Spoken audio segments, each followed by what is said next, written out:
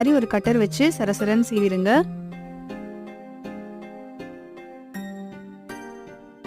அதே மாதிரி வெள்ளரிக்காவையும் நல்லா வாஷ் பண்ணிட்டு தோலெல்லாம் சீவி எடுத்துருங்க.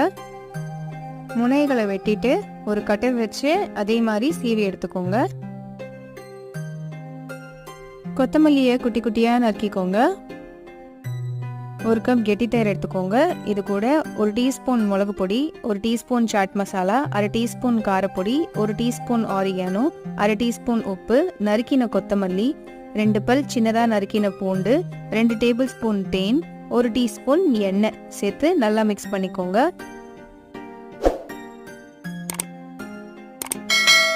நறுக்கி வச்ச வெஜிடபிள்ஸோட நம்ம செஞ்சு வச்ச கர்ட் மிக்ஸை பரவலாக சேர்த்துக்கோங்க. கொஞ்சம் கொத்தமல்லி ஆட் பண்ணிவிட்டு சாரல் போல் எள்ளு ஆட் பண்ணால் 2 மினிட்ஸ் வெஜிடபிள் சாலட் ரெடி.